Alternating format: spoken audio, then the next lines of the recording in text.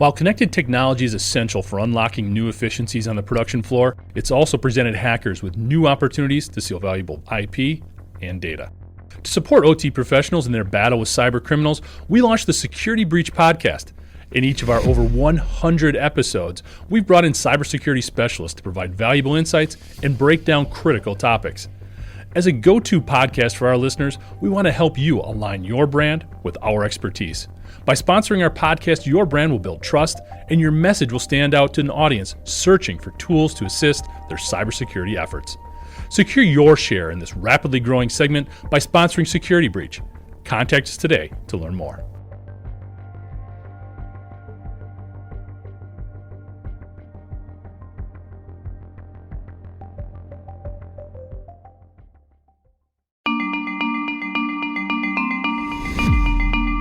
Hi, I'm Jeff Ranke, Editorial Director of Manufacturing.net and Manufacturing Business Technology.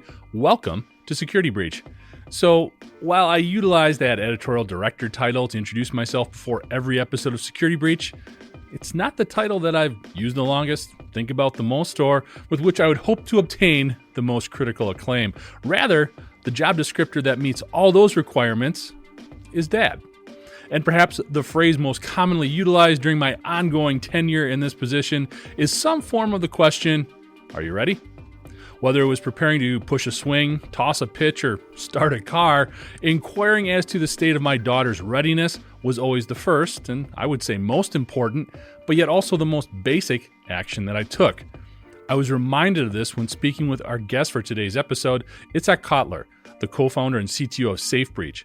While our conversation took us down a number of paths in discussing shiny objects, the problems with silos, and the evolution of hackers, he kept coming back to the basics, or what I like to constantly describe as the blocking and tackling of cybersecurity. At the heart of the focus on the basics is taking steps to be prepared for when, not if, you're targeted by hackers. So in teeing up this episode, all I have to say is, are you ready?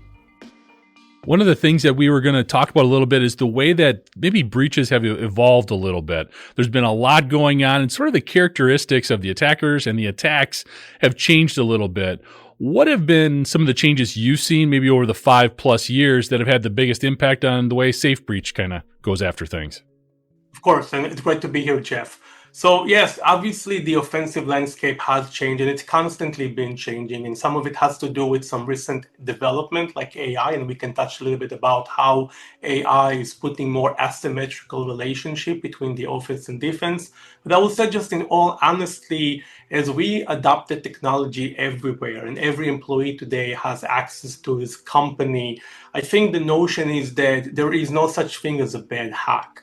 I mean, hackers used to be very targeted to go to certain companies that have certain assets or resource. But today, if you think about it, you're either the target or you're a supply chain to a bigger target.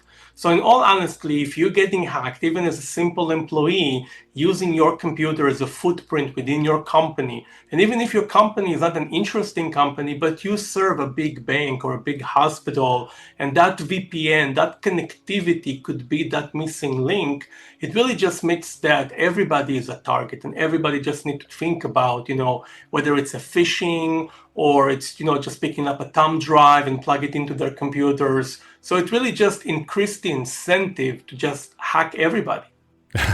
Yeah, no kidding.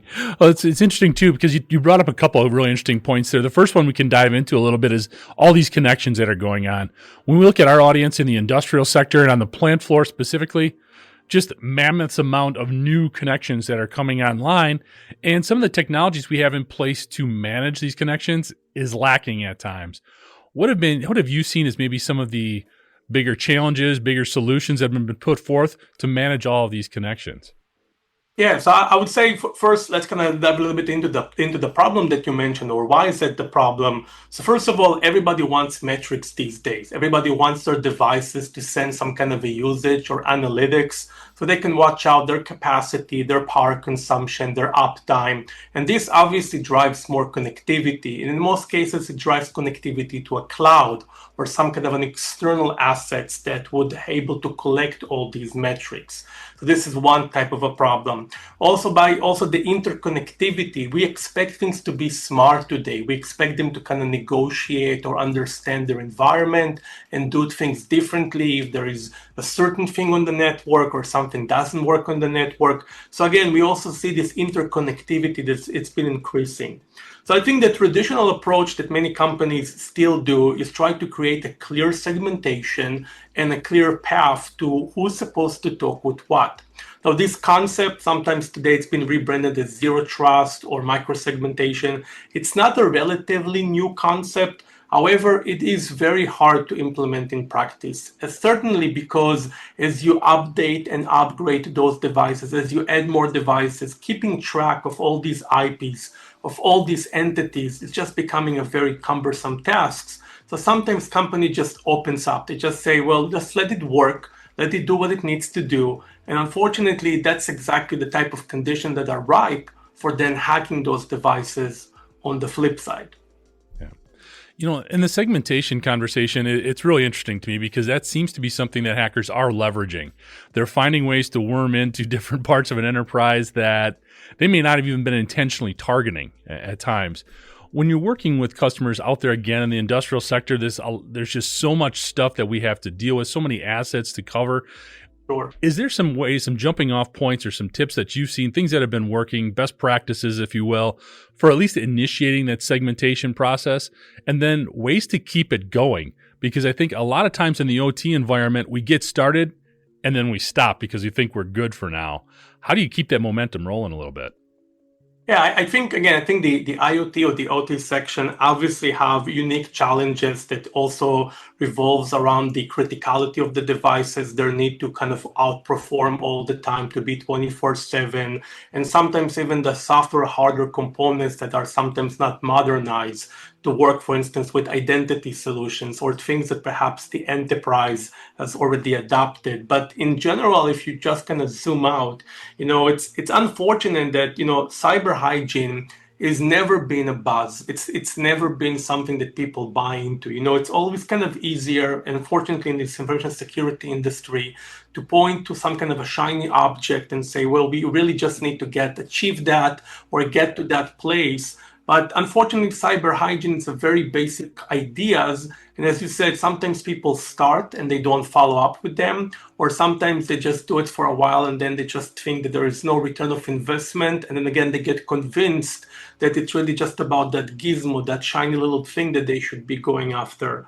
But, we can always start with the basics, permissions. Who really need to access the jump server? Who really needs to have the access to these OT, IT, and enterprise environments? And though sometimes there could be exceptions, maintenance, outside vendors, third parties, do we remember to shut down the access when they leave? Do we remember to provoke the access when they're no longer needed? Again, nothing here is earth-shattering. Nothing here is like inventing, a new type of technology, but it's those basic things, accounts that are being staying dormant, passwords that are not being rotated, MFAs that are not being enabled, different exceptions that used to have some legacy reasons that are no longer required, but nobody remembered that and nobody wants to touch it. It's always the complexity. When I speak to my customers, I tell them that what hackers are doing the best is exploiting the complexity that these companies have against them. And when you think about it, it's a bit interesting because when a hacker comes to a company, it's your playground. Initially, if you understand your lay of the land, you can make their life a nightmare and you can catch them just at the door because you can set traps and you can point them towards servers or resources that that your regular employees and services should not be touching upon. But a lot of companies kind of give up this element of surprise. They already fall into the trap of being reactive, and then they try to chase the adversary. And again, it all starts with mapping the complexity. Why are things as they are? Why we need to change them, and how we make sure that these changes are being implemented, not just today, but through the entire life cycle of the company, the product line, the business, whichever it may be for them. Absolutely. I like your shiny object analogy because I think that's really the case in a lot of organizations. I think it's interesting, though, because sometimes that shiny object, that can be used sort of an advantageous way to get more of the funds and more of an investment internally that we need. I think it's more just where we place that shiny object on the roadmap. Is it closer to us or is it further away? And trying to use that to get greater buy-in. And I think that leads into a bigger conversation really about initiating or trying to embed cybersecurity into the culture of an organization and some of the challenges that can come with that. I totally agree with you. And I think, there is no doubt that depending on the company that you work with and depends on the company internal politics, some companies understand security, and sometimes this understanding comes from regulation or external forces that kind of make the company become aware of it and commit it. And some companies are not in that phase yet. And so the people there are trying to kind of leverage the marketing of those new shiny objects as a way to rationalize why the company should invest in that area or should buy into it. But as I said, unfortunately, cyber hygiene doesn't have such a good marketing. That it's such a basic concept, but it's not something that people really can take pride to say, oh, today I remove a couple of legacy firewall rules. Today I remove a couple of users that never should have been there in the first place because they were a one-time exception. It's much more easier to align yourself into a trend, to maybe go to a conference and lecture to your peers about how you were the first to implement that. And I get it, but as we said, unfortunately, the reality is, and again, I want to believe that most companies that have sensible investments in information security, they can stop an attack. They cannot stop all the phases of the attack. I'm not claiming that you can stop the 0-day or the lateral movement, but when you have a sensible risk management, there could be a point in time in the kill chain that you can then triage on the attack and stop it there. Now, again, depending on the company, the risk management, you might want it to be a bit more sooner, or again, maybe if your budget is lower, then you can only, delay it into the actual exfiltration or data destruction. But be as it may be, I believe companies should have that ability, and most of them do. Again, a lot of time they're just not aware of how the attack would look like, and though they're a bit blind about that. So they're really going to exercise it when they're already under attack. And again, it's a missed opportunity. Remember, they're coming to your house. The attacker is trying to hack your company. If you play your cards right, you can do a lot of things. But like I said, that advantage is almost always wasted. And some new gizmo promise the world, and then the commercial reality sets in and it's not. Yeah. A lot of what you just talked about there, when we talk about sort of the human element and company culture and risk awareness, I just kind of wonder, when we have these conversations about cybersecurity, we want to get away from the shaming and blaming when people click on a bad link or do something like that. We also don't want to alarm people to the point where they get afraid and see cybersecurity as this daunting task and sort of take a head in the sand approach. But at the same time, we need to generate awareness and talk to people about the seriousness and how far-reaching the impacts of cybersecurity are. This is kind of a tough question, but what's the line there? I mean, when you're talking to clients or folks, how do you get them engaged without freaking them out, so to speak, when it comes to cybersecurity and the different things they have to do? It's a great question. And I think it needs to start with, we talked about risk assessment, but kind of, demystifying it a little bit. It starts with understanding your threat modeling. Who realistically are you up against? And this is also something that I see often customers and just people in the industry sometimes make a mistake where they're saying, okay, I think the Russians are after me or the Chinese are after me.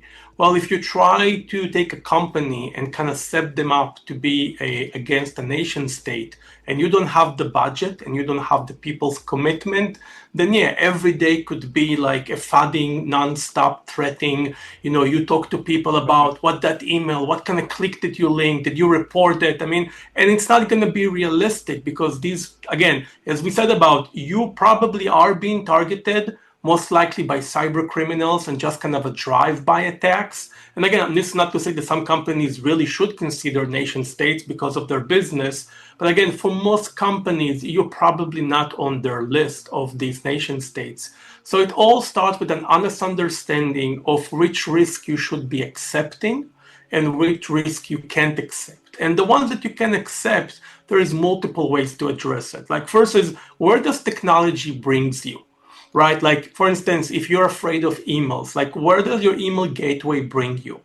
And is it an acceptable level? Maybe you should buy 2 email gateways. Maybe the residual risk after buying 2 would be one that is acceptable by the company. And then you can tell people that, look, if something do end up passing and you get this email and there's no warning, again, exercise common sense, right? Don't ever wave up your ability to judge whether this email is real and really is justified.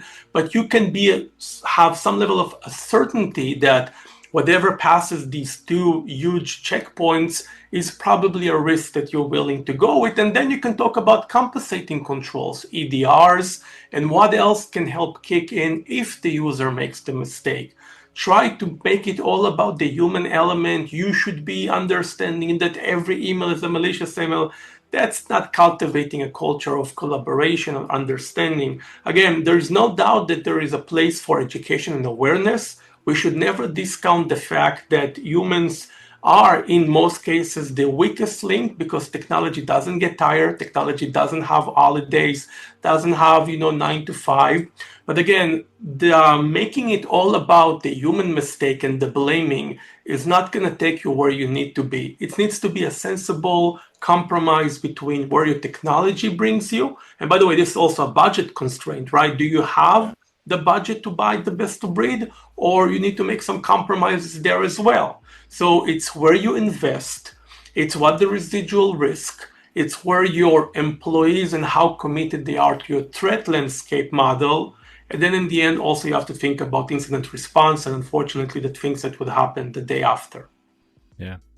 Well, it's interesting how the risk awareness and the level of investment kind of run parallel to each other. Understanding one helps you to make better decisions in the other. And I think that's something that is overlooked from time to time, either because the reaction is all at once. We just got hit. We want to make sure this doesn't happen again. It's a little bit more knee-jerk than more analytical in looking at the process. I think you're absolutely right, Jeff. And I think, risk management is a very individual. We all as people have our own risk tolerance. We all have our way of thinking about the world. And it can be even simple things about how optimistic a person is or pessimistic against certain events, right? And so while there is a lot of more formalized study of risk management, for instance, insurance company has actuaries, people that are studying the different percentage. I mean, security is not always there. And depending on the company and the nature, they might not have the resource and the ability to start compiling the data of the likelihood of an employee double clicking on a phishing. So a lot of it ends up being translated by the CISO or the security department to the business. And look, sometimes those people don't do a good enough job representing it. And again, it's okay. It's sometimes the business is not open to hearing that as well. Right, sometimes the business want to hear, let's allocate that money to sell more, to make more profits, to launch a new product, not necessarily to boil down and make things better security-wise on our existing products. And, this topic has been discussed, in the security community all the time. And my personal opinion on that is that for most products that we buy as individuals, security not always playing a big role. When you think about the latest gadget that you might see, the latest thing that you might want to buy for yourself, you not necessarily start asking questions like, what kind of encryption does this has? Or what's the GDPR practice of that company? All of the time it's like, I want this. I think it looks cool. I think I'm going to like how it's going to work. So in some regards, in some businesses, it's easier to say, well, security is a nice to have. Again, this is where we have a big debate about the government stepping in and regulation and why certain things are being mandated on companies, even when they don't understand necessarily why they should be doing it. They understand, but they deprioritizing it. But it all comes down to risk management is really up to the individual and the company politics at that point in time. Some manage to do it, some can't. And I can tell you from experience, you talk to a company before they got hacked, and after they got hacked, same company, same business, same numbers, 2 different conversations. And it's not because you were changing the pitch. It's not because you were, doing something significantly different. Is once they experience that event and they understand that it's no longer, it won't happen to me, it's not likely to happen to me, I've never heard about something that happened to this kind of company. Once they go through the process, they come out better and smarter. Now, of course, for the price to pay, they got breached. Yeah. But sometimes it's what it takes for companies to wake up. It's unfortunate, but it's the reality. No, I agree with you. I hear about it way too often, way too frequently, especially when it comes to manufacturers. You're talking about the supply chain proximity and the role that plays. We're seeing a lot of smaller to medium-sized manufacturers getting hit more frequently. They don't know how to respond, and unfortunately, it continues to happen until they do start putting plans in place. So at the end of the day, it's like we have got a ton of challenges out there, but we know that there's also some solutions. Yep. Maybe that kind of segue a little bit into what you guys do at SafeBreach. Maybe you can talk to us a little bit about the company and some of the solutions you offer. Yeah, I would love to. So SafeBreach was co-founded by myself and my partner, Guy Bejerano. And basically what we felt like was missing in the industry almost 11 years ago was not necessarily a new shiny gizmo, as we just said, but actually the knowledge. And the knowledge here is how the offensive, how the adversaries are working. We believe that there is an asymmetrical warfare. If you think about it in a very kind of simple sport analogy, thinking that, I'm going to try to kind of throw 100 balls in you and you need to throw and pitch every one of them, right? Realistically, 100 balls, one will pass you through, right? So it's not a thing of if you'll get hacked, it's when you get hacked. And so if you're already open to that idea, showing you the different ways and how will they manifest within your company is a knowledge that can help you improve and do decisions better. Now, the power of this idea of understanding the adversary, doing adversarial simulations, is that it doesn't happen at the moment when you get hacked. Many companies do end up doing a lot of what, our customers gets to do before, just during an IR, which is obviously harder. It's obviously in a disadvantage. It's a reactive play. What we're claiming is you don't need to get hacked to understand how you're going to get hacked. What you need is to see how that offensive knowledge is going to be implemented. And through a series of deployment of simulators and running these war games across the different parts of your company in a continuous manner, you can catch up with drifts. You can get educated about how the latest threats out there are applicable to your company. And with that wisdom, you can do anything. You can change policies. You can change different solutions. You can create new playbooks for the human element to show them, look, when you see A, B, and C on a screen, it really just translates into this attack. So this is what I would expect you to do. It gives you the power to be prepared.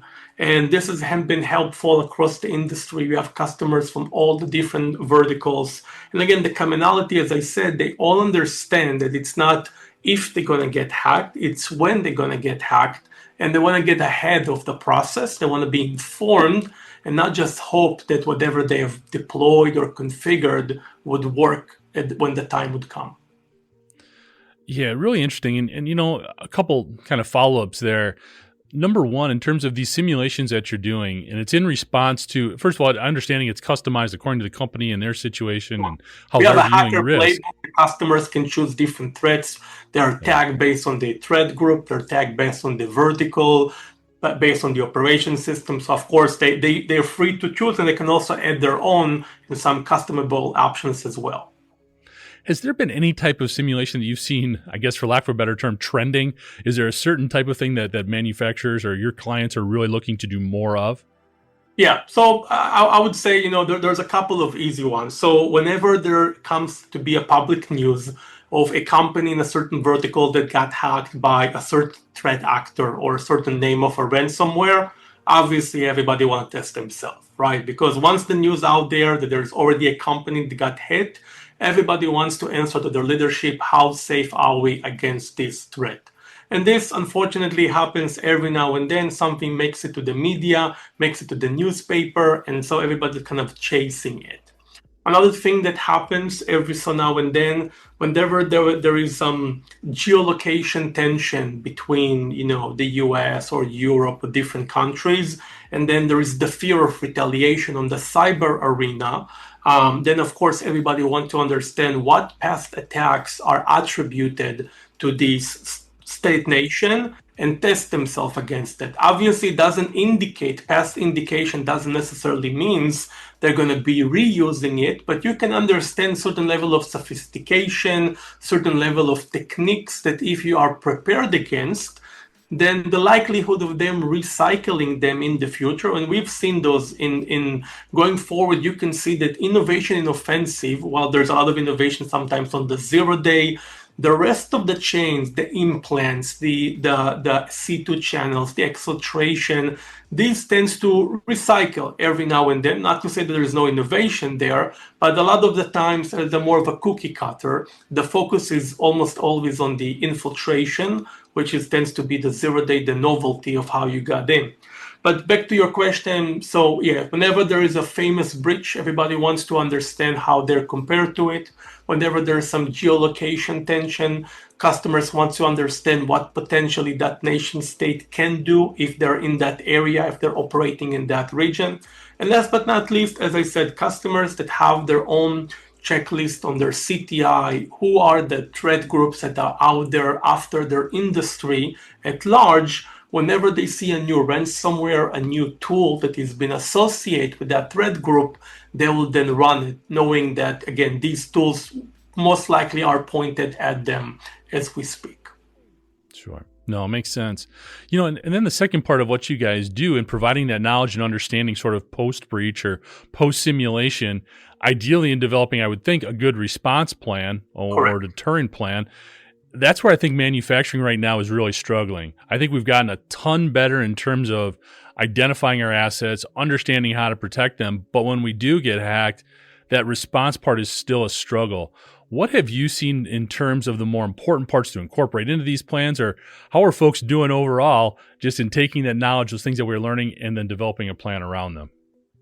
So I think you nailed it, and it's yet another something that is kind of interesting in this asymmetrical arena is that by nature companies are running in silos. People that run the endpoint are not necessarily the people that run the network. The OT is separated from the IT. It could be two different teams. Sometimes even depending on the geolocation, you can have different teams in different countries running the same vertical. Hackers are not operating in silo. Hackers are very goal-driven. They have a very clear objective in mind, and they will do whatever they can to get to that end game. So it all comes down into this triaging. And today, the popular term for it is detection engineering, is understanding how all your controls either report back into a single source of truth or even working together to identify the attacks. And this is really where you start thinking in terms of timelines, right? Like the EDR at the corporation that's supposed to kick in if an employee will click on a malicious link. That network firewall that should prevent any attacks to any attempts to jump from the IT to the OT networks. This is how you would like to understand when running the attack from A to Z, from top to bottom, how the different parts are collaborating together. Now, again, depending on, the different, companies and their appetite, it could be sending all of them to a single repository. It could be split between the IT and the OT. But the idea of understanding whether you have detection or not, and whether this detection is drifting or not, is a key to develop a good plan, because eventually what you would like to tell people is that if you see this event, it's not a fire drill, it's the real deal, and that this is what I expect you to do to, again, minimize the impact as soon as possible. But if this event never arrives, then people are watching at the screen, but they're not aware of, right? And so it is important not just to train as you said, the response plan, but to make sure the plumbing is constantly working and verified. And again, going back to my earlier theme about complexity, this is where real life hits those companies. Opening another site, changing a firewall, changing a VPN vendor. They were pretty sure it still works that way. Apparently it's not. They just did a little bit of an update. They really thought the update was just fixing a bug. Apparently it's changed the configuration. It's no longer reporting that way. It's those little things that creates complexity, and eventually the hackers are maneuvering around those, again, inconsistency. And then you only get left with the incident response plan as your only way of mitigating the attack. But detection engineering, it's all about understanding ahead of the time how well are you prepared, and then making sure that the plan, when it is happening, is solid and exercised as well. Yeah, it's interesting. Our audience has heard me lecture plenty about the blocking and tackling, hitting all the small things, but it's good to reinforce those elements because that's really what it's all about. You hear about it so many in sort of the after action reviews of a lot of these hacks. It was a credentials thing. It was using the admin passwords. It was all of those types of things that we still continue to miss from time to time. Yeah, and I'm sure if again in other in other realities, if you would interview these people, regardless of the breach that happened to them, they had stories about why those credentials were there, how they once were used by this app, how once the business wanted something, so they had to create them. I mean, again, if you put aside negligence and malicious intention, which by the way, it's also a threat for certain companies, insider threat. It's a very known fact that you can bribe somebody, you can pay somebody to stack a thumb drives or give their credentials in exchange of money. So I'm not discounting insider threat, but putting it aside here for a minute, there are reasons for all this legacy insecure behavior. And so they were kind of living with the risk, but kind of suppressing a little bit the implications of it. And again, it all goes back into risk management. How well do you understand your risk? What's bubbling up? What are you testing? Because to say the risk is always going to be there, right? But how are you measuring that risk is not drifting, and how you're measuring what's going to be an acceptable outcome as a result of that risk. Just because you have a risk doesn't mean that you 100% need to consent to get hacked and all the implications along with it. You can say, I allow people from all countries to connect to my company because I have employees all over the world, so I cannot do any IP limiting. However, I can add an MFA and a bunch of more authentications on the edge to ensure that the people that do get through are the one that really supposed to be there. So like I said, risk management is not an excuse to get hacked. It's an excuse to double down on where you have controls and where you can take control on the actions. No, I think that's well said, because kind of what you were illustrating there is where a lot of people almost look for excuses why they cannot do some of these things and why they can't invest in certain areas, or they're not going to deal with it, as opposed to further analyzing those situations and looking where, okay, we can't do it completely as zero trust or whatever you want to say, but we can put other filters in there or other segmentations in there to at least make it harder for the hacker to do what they're going to do at a minimum. So it might sound a little bit more stoicism, but applied to companies, it's controlling the controllables. Right? What is it within your power to control? You can control the adversary. You can control, when they're going to strike. You don't have any agreements with them. However, there are certain things that you can control. And again, there are things that you don't have the budget for. So again, you can control that, or at least you tried, but you don't have the budget to buy these other security measurements. So the ones that you do have, how do you get the best out of it? How do you really understand how to utilize it? And then what compensating controls and ideas you can put on top of it. So again, sometimes it's just easier to point out and say, if only I had this gizmo, this gadget, this multi-million-dollar budget that would have covered me. The reality is very few companies really get to the place where they buy everything and have everything. Almost every company has a commercial reality where they have to, balance a couple of different considerations for the business. And so security is another consideration. So controlling the controllable is the right mindset that would get you risk management by the numbers, as opposed to just have feelings and say, well, I feel like we're good in that area, and now I want to move on to do something else. Which again, if you have the data to back it up, that's great. But if you don't, then it's your word versus mine versus others, and it's not an empirical way to measure risk, I guess, at the end of the day. Yeah, no, good point. Well, talking about the controllable and the uncontrollable sort of working together a little bit. Usually I don't bring up artificial intelligence unless it comes up organically in the conversation, but I am curious to kind of hear your thoughts in terms of where it makes sense, how is it being utilized, or just sort of your general thoughts on AI and cybersecurity. Yeah. So, okay, first of all, I think we all kind of need to acknowledge that, the AI movement is definitely changing things in our industry. It changes things also that are adjacent to our industry. How people write code today is changing, and with that, there is some new risks. Vibe coding is definitely a movement that potentially can introduce security issues. In some cases, it's been proven that adversaries manage to poison some of those tools. So they will, by design, even introduce code that has backdoors or security flaws by design. So even if we're not looking just directly in how AI impacts security, just the understanding that AI is now becoming adopted by the business on multiple fronts, and those can now have security consideration as they always were. It's something that is kind of worth taking note on. But there is no doubt that at the point where we are right now, Jeff, AI is good as taking repetitive tasks or tasks that it can be very well trained off and do it faster. Again, the accuracy, we can park it for a minute, but it can handle things faster.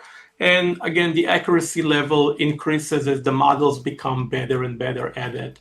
And we can all kind of think about, different, I would say, first tier, first level type of jobs that AI can help, again, at first place, augment and increase the velocity. We all know about the alert fatigues. There are just too many things beeping at the same time, not enough people to chase all those different lights. And sometimes people just ignore them or just dismiss them. And again, this is also, again, another fallacy that people getting tired of these repeated alerts and they don't trust those alerts in the first place, so they just keep ignoring them. So when you think about how AI can help, it can definitely reduce or, again, help with the alert fatigue by help creating another context, another intelligence, and help perhaps the operator to distinguish between something that seems to be more of the same versus, oh, we never saw that computer connecting to this country at midnight before. This is really something that you should be looking at right now. So again, there is no doubt that AI at the very least can help augment the tasks where there is a lot of overload and additional context at a highly speed, in a quick millisecond or whatnot, can help again distinguish for the human element what should draw their attention. Obviously from there, the more you want to imagine of how AI and AGI will arrive, it can replace more functions, it can make decisions, it can be autonomous, and the story goes on and on. But it's also important to mention that all these great benefits for the defenders are, again, the asymmetrical equation between offense and defense is still here. So think about how the same technology is now helping the bad guys. It used to be that in order to write a phishing email, you need to know the language of the victim, right? I mean, how else can you convince them to click on a link? Thanks to AI, you can now be fluent in all the languages in a matter of milliseconds, right? So cross-boundary, cross-languages, no longer an issue. Phishing in every language, any time of the day that you would like. Right? It used to be that to create different websites that, pretends to be the real website took some skills, again, creating HTML, maybe some photoshopping, whatever it is to make the website look authentic. Well, not anymore. Thanks to AI, you can create those mock-up websites. I mean, you can literally upload a picture and tell the AI, I would like you to make that website. And like, yeah, sure, I'll take that picture and make it into a website. So it's never been easier today to fake things. Now, again, just kind of as I showed how far the rabbit hole can go for the defender, I would say when we talk about the offensive, things like deepfake, right? Things like deep voice faking. Imagine that you get a phone call from your manager that sounds exactly like your manager and is asking you to do something that could be potentially insecure. how much are you going to be willing to challenge that person? When you go on a Zoom meeting with a person that looks like your CEO of the company and he instructs you to download this application or do some certain tasks on your computer that eventually could lead the door into an attack, right? How many people are going to challenge the person that they're seeing on Zoom right now and saying, I don't think they sound like their CEO, they look like their CEO, but they're going to refuse and risk getting fired perhaps by not doing what they've been asked for. So, I mean, this is a very extreme examples, but again, this is just to show that the pendulum swings both ways. Whatever the defenders will use AI for, the attackers will then find a way to abuse those technology, and they already are. And then again, the asymmetrical relationship unfortunately stays the same. No, I think it's another situation where we have to talk about all of these different potential situations and applications because there's just this need for awareness. We just need to know what we could be running into. It bleeds right back into everything you're talking about in terms of developing that plan and understanding your risk and what those acceptable levels are at different areas of the enterprise. Sure. It always comes down to what do you believe will be the way that your company will get hacked? Because if right now you're going to spend so much time telling people not to believe the people that they see in Zoom and find these kind of out of band ways to confirm that person on a Zoom meeting, you could be spending the resource and the time on just the wrong threat landscape all the way along. It could be just, again, an insider threat, or it could be an unpatched server or an unidentified asset that could be how the story started. So it's always, it always comes down to what do you understand about your company, your business, who's after you, your competitors, the countries that you operated in, your technology, what chances, what kind of vulnerabilities it has, what cadence of exploitation. This is where it all comes down to making those informed decisions. And then, as you said to yourself, following up on them.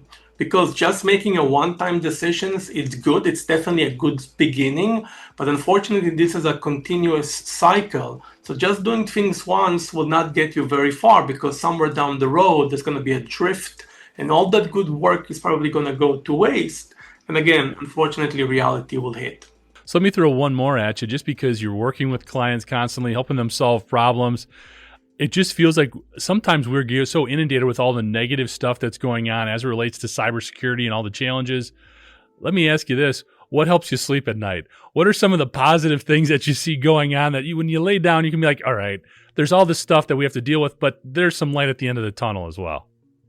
I think that, if there is one good thing that I can say about our industry is that we are moving forward, right? I mean, we are kind of adopting the lessons of the past. And, as you talk to especially the new generations of security leadership, you can see that the mindset are being shifted. And again, it all starts from if I'm going to get hacked into when I'm going to get hacked. So adopting proactive mindset, thinking about the risks, try to be more empirical about the way that we're going forward about this. This is definitely the mindset, again, going back into controlling the controllables. It's definitely become very apparent that it's no longer kind of putting your head in the sand and say it's not going to happen to me. And it's more about, I want to understand what's going to happen to me. I want to be ahead of it. I'm not always going to be able to change all the variables, but at least I want to be aware of it and see what I can really do to influence it, to minimize the risk. So it really is positive working in an industry that inspires to fix itself, that inspires to be better. Of course, we always want to make things better faster. Unfortunately, I don't control the timeline here, but the attitude is definitely positive. And I think this changes everything. The people are trying to do a better job every day. So that's what kind of helped me sleep at night. Thanks, Itzik. And to check out the work he and his colleagues are up to, you can go to safebreach.com. I'd also like to thank you for joining us, and to catch up on past episodes, you can go to manufacturing.net, IEN.com, or mbtmag.com. You can also check out Security Breach wherever you get your podcasts, including Apple, Amazon, and Overcast. And if you have a cybersecurity story or topic that you'd like to have us explore on Security Breach, you can reach me at jeff@IEN.com. For Itzik Kotler, I'm Jeff Ranke, and this is Security Breach.